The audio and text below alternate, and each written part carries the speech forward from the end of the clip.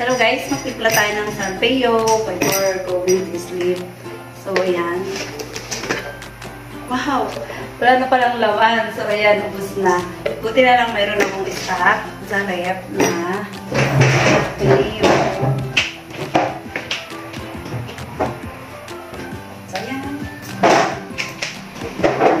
Ito, meron akong stock sa rep na salpeo. Timpla muna tayo na SBG.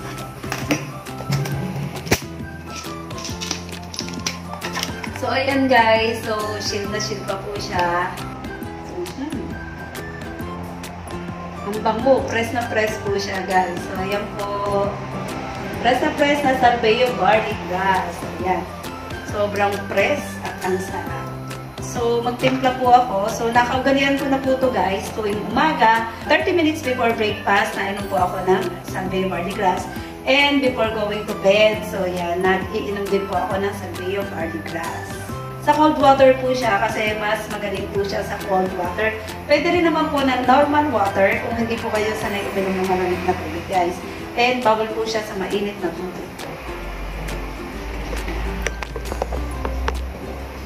3 scoop lang po ako guys kasi ang goods lang po siya ng immune system kaya 3 scoop lang po ako. So sometimes kapag may nararamdaman akong hindi maganda, so pag medyo masama yung pakaramdam ko, medyo masama yung lasa ko, so nagtitimpla po ako for 2 to 6 scoop ang ginagamit ko po kasi para maiwasan. Kapag masama yung pakaramdam ko, so ito lang pinininom ko and then plus by Jessie. So yan.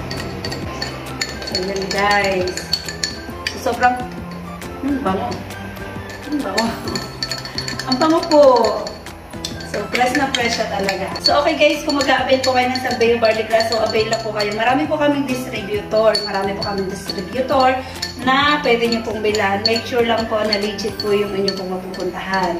Kasi sa ngayon, marami pong scammer. So, kailangan po natin mag-ingat. Siyempre, medyo expensive yung ating iinumin na barley. And hindi din po biro ang basta na lang po tayo uminom ng hindi natin kilalang brand. So, ingat po tayo.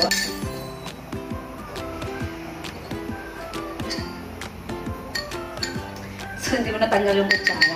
So, nung pong nag-take ako ng salpeo garlic grass, hindi ko rin po natanggal yung kutsara. So, that's why nag-take to ako.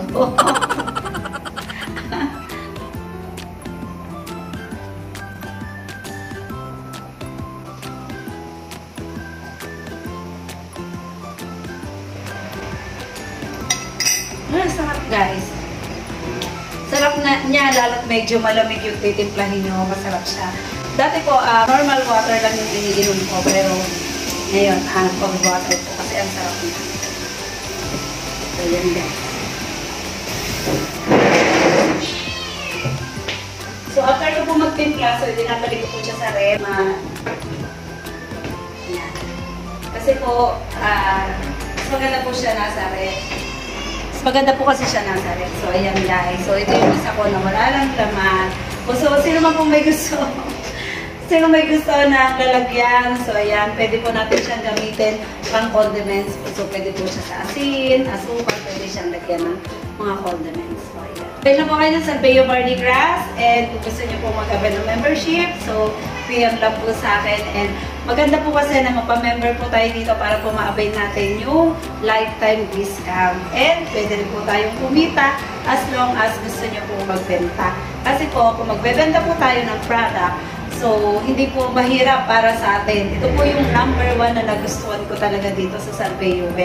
Na pwede kang magbenta na hindi ko yung pupunta sa GNT, hindi ko yung pupunta sa LBC. So, company po yung magpa-process ng pa-order natin at lagi pong sariwa. Kahit po wala tayong stock, so yung stock po ng company ay stock din po natin. So, yun po yung kagandahan dito sa salpeo garlic grass. Kaya ano pa po hinihintay nyo? Avail na po kayo salpeo garlic grass and member na po kayo dito guys. So, PM lang po kayo, legit distributor, authorized distributor, and ambassador ng salpeo garlic grass. So, ayan. And tingnan nyo rin naman po yung nodule ko, talagang hindi na po siya collect. So, ayan. Ayan po. Flat na flat po yung leeg ko. So, ayan. Thank you so much po, salpeo garlic grass, dahil nakilala ko po kayo. Thank you so much. Bye-bye. God bless.